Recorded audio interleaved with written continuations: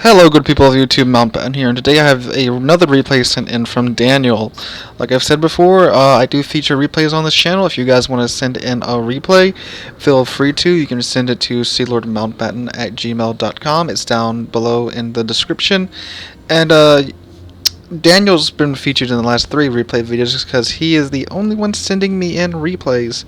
So again, if you have a replay, you do decent, you do well. I mean, I'm not looking for super amazing, games, but if something neat happens, something epic happens, something funny happens, please send it in, and you'll probably be featured on this channel. I don't feature replays very often, maybe once or twice a week. That is mainly because I like to keep the content on this channel, mostly my content.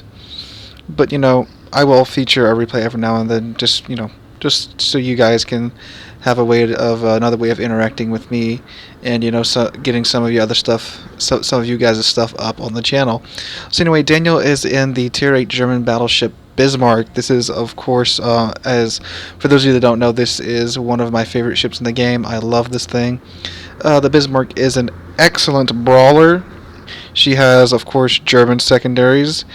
And if you have which judging by Daniel's mini-map there, he does have a secondary build on the Bismarck, which, good going, Daniel. So so you have really strong secondaries of the Bismarck. On top of that, you have 15-inch guns. They pack quite a punch. However, they are not that accurate.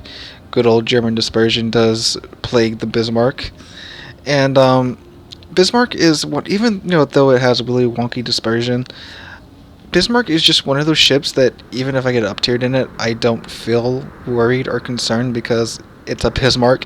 This is a really tough ship. She has really thick armor. She has that good old German citadel armor, which means she's not going to get citadeled from close range. You have to be pretty far out and usually pin the citadel through plunging fire, or if a Bismarck is turning and that you can see their red underbelly, then you can citadel them that way. But in a normal one-on-one close quarters fight, this ship ain't getting citadeled.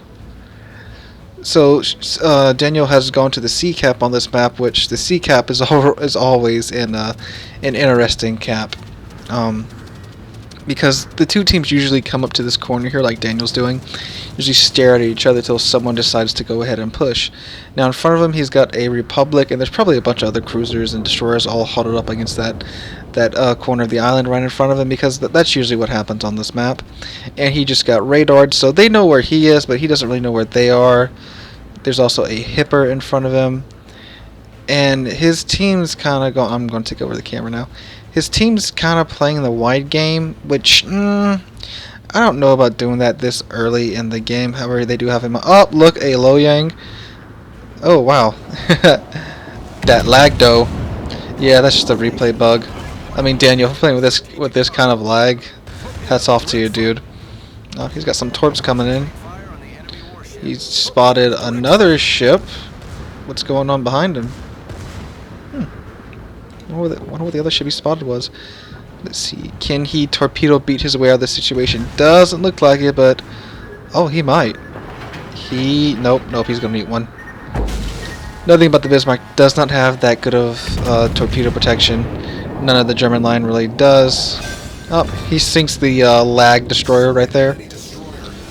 And that's first blood to Daniel. Looks like he's got the Hipper kind of creeping around the side right there. Republic's moving toward the B cap. That's interesting. So, since this Hipper and Republic's kind of running away, I would guess that means, and plus Daniel is capping the cap, that means there's nothing else. None of the enemy team ships are within the C cap or near the C cap. That's what I would infer from the situation anyway. Oh, the Hipper, yep. The Cagro's firing at the Hipper. That's okay. I guess since he was running around the corner right there, he had the audacity to do that, since he was going to be in cover before then. So Daniel's team now has a cap point. The enemy team still has not capped anything yet. So Daniel's team is now gaining the cap advantage. Something has torpedoes and just threw them around the corner of C. Daniel's now, is he going to push this corner? Let's see how this goes.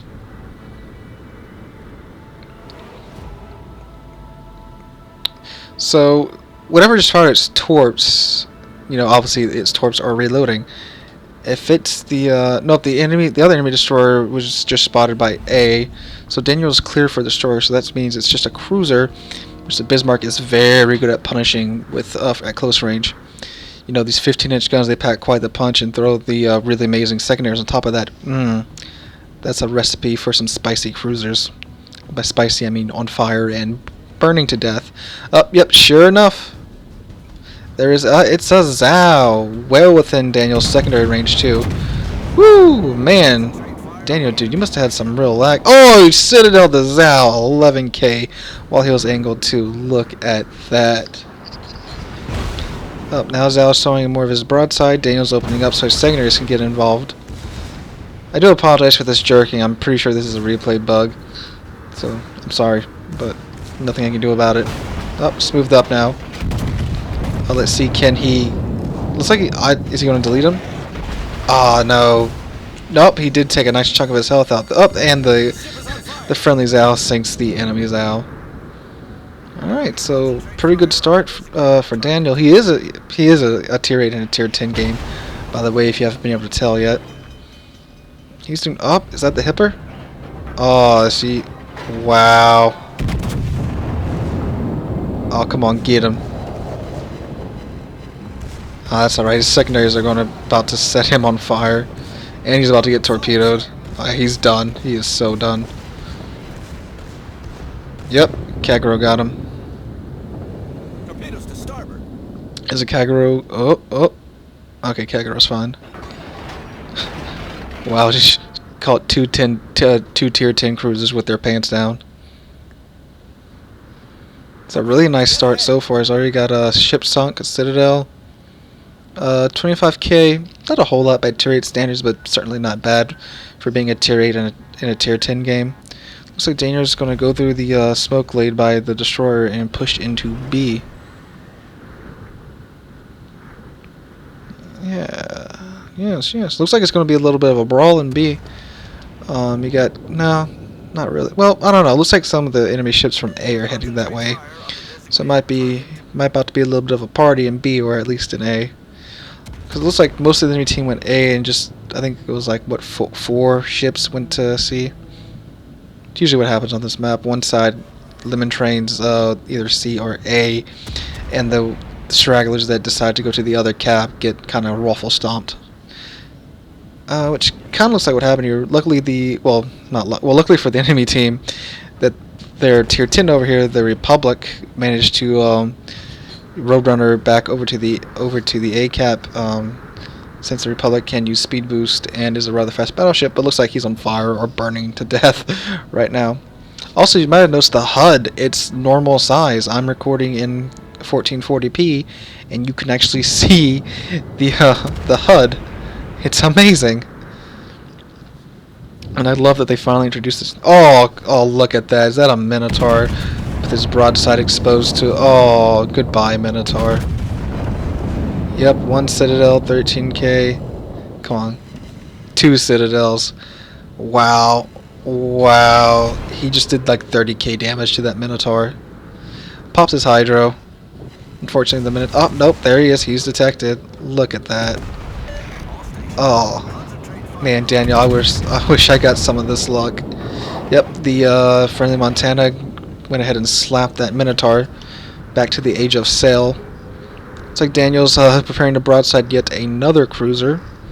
16k out. This is a little far out for the Bismarck's dispersion, but I mean, if RNG's is complete. Oh, look, is that the? What's over there, Daniel? Oh, I got a curve first. Yeah, I wouldn't have brought that. Any other tier 10 battleship, I probably would have gone for it. Wouldn't have been the smartest thing to do, but boy, it would have been fun. Oh no, poor Roma, 15k out. 15 kilometers out. If he hits the Roma's broadside, he's probably going to get a couple of Citadels on him. If he hits them. Which it doesn't look like that happened. Poor oh! Got 3 ships targeting him right now. He is nicely angled though, got a really steep angle to take on this Kerr first. Ooh, Kerr first knocked out one of his guns. It's going to be a while before it comes back online. Looks like he is absolutely taking advantage of the, well, he's taking advantage of the Bismarck's armor against the Kerr first. However, he is completely broadside to that Roma. The Roma is starting to close the gap. The Roma's guns aren't really all that accurate, but when he gets up close and personal, it stings. Quite nasty. It's like he's just, yeah, the Roma's just trying to close the gap as fast as he can. Is that the friendly Missouri decided that he wants to brawl with the enemy Kerr first? How's that working out for him? Not too well. He's on fire quite badly. Kerr first is opening up, however, Daniel's guns can get reloaded, which they will be. He can, ooh, he's about to get some nice pins off of this.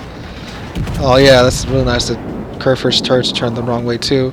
Yep, just got some nice pins off of that. Nothing too insane because of course the Kerr first armor is dummy thick. Got that 380 millimeters of belt armor, and Daniel does only have 15-inch guns. Though he can get some really good pins, but he's not gonna do any crazy damage just because he does have, you know, only 15-inch guns. Now, I'm surprised this Kerr first is just ignoring him. Ooh, this Kerr first about to be a sunk Kerr first here in a second. Opening up again to Daniel. However, he is looks like he's just gonna burn to death anyway. Oh nope, he just popped his heal. Might prolong his life for a little while. Oh nope, he's about to die. Or is he? This Kerr first holding on by a string. Oh, Daniel's about to end him here, isn't he? Yep, nicely done. Wow, that's crazy. Daniel literally just sat there and tanked all that damage from the Kerr first and got himself another kill. Looks like he's gonna push. He's detected now. By what is the question? Well, his detection range is his entire firing range, and now it's gone back down. So, yeah, he's just going to let that fire burn. That's a smart thing to do. He has well over half his health left and plenty of repair parties to activate to regain his health. Plus, if I wasn't paying attention to his reload times, but if he has adrenaline rush, his reload's just getting shorter and shorter with each bit of damage he takes. Pops his heal. That's how he's just going to let this wait for this fire to burn out before he moves out. Another 3 seconds on that fire. Oh, something was just targeting him. In terms of ships, this is actually still a pretty close game. They got 6-2, 6-4, and you know, as all of you know, anything can happen in warships. I've seen one tier 10 destroyer wipe out a team of 6 ships and get the victory. You never, ever assume victory until like you have like 990 points. Or like a huge lead. What's this coming? Is that North Carolina? It's in Iowa, my bad. Ooh, an Iowa firing HE. What the heck is this? Man, if that Iowa had AP loaded, he could have slapped Daniel's Bismarck back to Geniza now if he had AP loaded.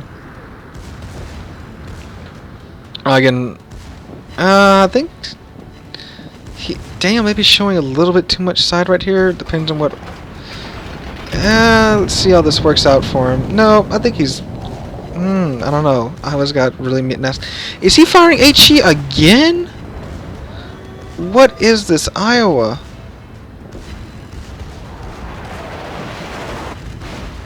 That's wow. I can't believe that Iowa's shooting HE. The first time, okay, maybe he was expecting a cruiser or destroyer to be in here. But, oh, broadside out to go. Let's see what he's going to do. Did he miss? Did those really miss? Wow. Oh, he is eating a broadside of, I'm guessing that, yeah, that's cruiser AP because it's doing barely anything to him. The beauty of the Kerr first army is doing like 1,400 damage to Daniel with every salvo. It looks like that Iowa has just ran into a host of other problems besides Daniel. Will Daniel get the kill still on this Iowa? Doesn't look like it. Looks like that Kagura might get another kill there with all those torpedoes. Really? How's that Iowa still alive? Oh crap! Enemy team Seattle just stomped the Kagero. So now it's 4-5. Still a close game in terms of ships. You know, the enemy team has 2 battleships left, 2 cruisers. Daniel's team has 3 cruisers, 2 battleships. Anything can happen. It's worth noting that one of Daniel's cruisers is way out there. You can see it in front of him in the mini-map. He's way out there right now. While the enemy team is kind of nicely concentrated on A. Oh, is that a Yamato? Yep, that's a Yamato. What's the other battleship left? A Conqueror. Okay, now it's 5-3. So they got a low health Yami. Okay, looking pretty good for Daniel's team right now. Got a half health Biz, almost a full health Conqueror, and their cruisers are also at pretty good health levels. Oh, there's that Adigo again. Ooh, that's a bit of a reflex shot. How's that going to work out for him? Good old German dispersion. Never working when you need it to. Our secondaries managed to break something on. Oh, he's broadside to that Iowa. That Iowa finally learned to load AP.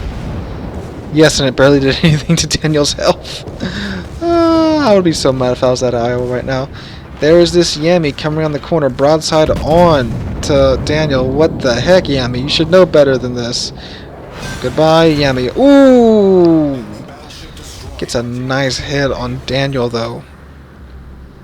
So there's only 2 ships left. That Adigo in front of that Conch and that Iowa.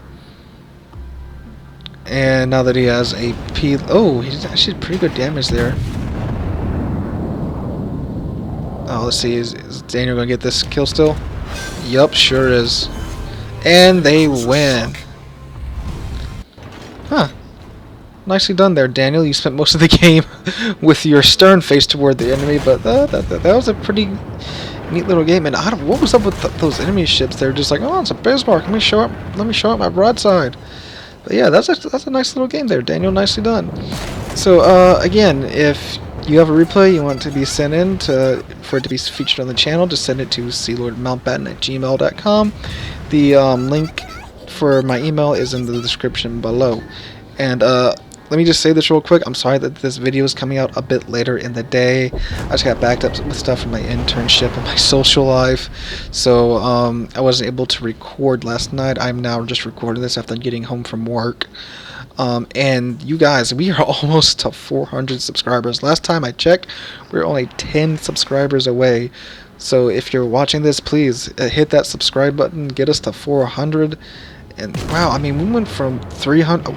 Last Friday, I was doing the 300 subscriber live stream special. It looks like tomorrow, this Friday, I'm going to have to be doing a 400 subscriber live stream special. You guys are amazing, and I cannot thank you enough for that. So, again, if you like the video, drop a like, leave a comment, and subscribe. And I'll catch all of you guys in the next one.